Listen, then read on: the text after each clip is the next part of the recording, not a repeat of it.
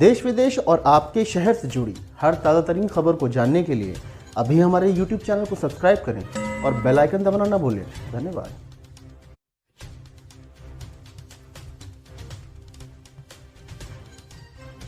Russia और Ukraine के बीच जारी विवाद खत्म होता नजर नहीं आ रहा है। यूक्रेन की सीमाओं पर 1,25,000 रूसी सेना के जवान खड़े हैं। स्थिति इतनी गंभीर है कि नाटो देशों और रूसी सेना के बीच कभी भी युद्ध शुरू हो सकता है। नमस्कार, मैं अमन यादव BHN न्यूज़ में आपका स्वागत करता हूं। आज हम बात करेंगे यूक्रेन और रशिया के बीच चल रहे विवाद के बारे में और जानेंगे अमेरिका इस विवाद में कैसे कूदा। यूक्रेन को खोना रूस के लिए एक शरीर से अपना सिर काट देने जैसा होगा। यह बात रूस क्रांति के नायक रहे व्लादिमीर लेनिन ने कही थी। सेकेंड वर्ल्ड वॉर के बाद जब सोवियत यूनियन टूटा तो यूक्रेन एक लोकतांत्रिक देश भी बन गया, लेकिन अब भी रूस के अंदर एक कसक है कि यूक्रेन को वापस रूस का हिस्सा होना चाहिए।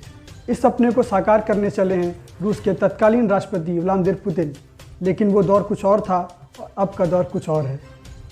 विवाद यह है कि यूक्रेन नाटो यानी उत्तरी अटलांटिक संधि संगठन का सदस्य देश बनना चाहता है और रूस इसका विरोध कर रहा है।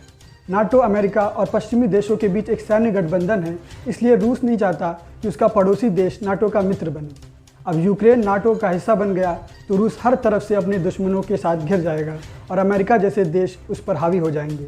अगर यूक्रेन नाटो का सदस्य बन जाता है और रूस भविष्य में उस पर हमला करता है तो समझौते के तहत इस समूह के सभी 30 देश इसे अपने खिलाफ हमला मानेंगे और यूक्रेन की सैन्य सहायता भी करेंगे। अब बात करते हैं अमेरिका की कि वह इस विवाद में कहाँ फिट होता है। रूस और यूक्रेन के विवाद में अमेरिका की अहम भूमिका है। अमेरिका ने अपने 3,000 सैनिकों को यूक्रेन की मदद के लिए भेजा है और उनकी तरफ से यह आश्वासन दिया गया है कि वे यूक्रेन की मदद के लिए हर संभव प्रयास करेंगे। सच्चाई यह है कि मौजूदा अमेरिकी राष्ट्रपति जो बाइडेन यूक्रेन का इस्तेमाल सिर्फ अपनी छवि मजबूत करने के लिए कर रहे हैं। पिछले साल अमेरिका को अफगानिस्तान से अपनी सेना वापस बुलानी पड़ी थी। इसके अलावा ईरान में अमेरिका कुछ हासिल नहीं कर पाया और तमाम प्रतिबंधों के बावजूद उत्तर कोरिया लगातार मिसाइल परीक्षण भी कर रहा है। इन घटनाओं ने अमेरिका की सुपर पावर इमेज को नुकसान पहुंचाया है। यही वजह है कि जो बाइडेन यूक्रेन रूस विवाद के साथ इसकी भरपाई करना चाहते हैं।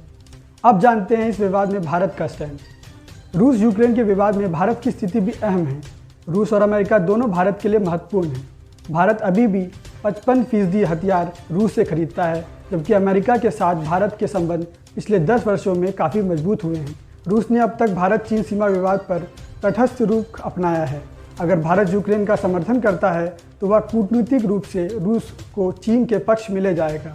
शायद यही कारण है कि हाल ही में जब अमेरिका सहित 10 देश संयुक्त राष्ट्र में यूक्रेन पर एक प्रस्ताव लेकर आए, भारत ने किसी के पक्ष में मतदान नहीं किया। भारत के लिए चिंता की बात यह है कि इस समय यूक्रेन में करीब 20,000 भारतीय फंसे हुए हैं, जिनमें से 18,000 मेडिकल के छात्र हैं। यूक्रेन और रूस के रिश्ते को समझना बहुत मुश्किल है। यूक्रेन के लोग स्वतंत्र रहना चाहते हैं, लेकिन पूर्वी यूक्रेन के लोगों की मांग है कि यूक्रेन को रूस के प्रति वफादार रहना चाहिए।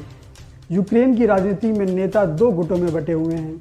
एक दल खुले तौर पर रूस का समर्थन करता है और दूसरा दल पश्चिमी देशों का समर्थन करता है। यही वजह है कि आज यूक्रेन दुनिया की बड़ी ताकतों के बीच फंसा हुआ है। अब देखना यह होगा कि युद्ध की कगार पर पहुंच गए 2 देश या बातचीत से मामला सुलझा पाएंगे या पोस्ट मॉडर्न वर्ल्ड में तीसरा विश्व युद्ध होगा। धन्यवाद।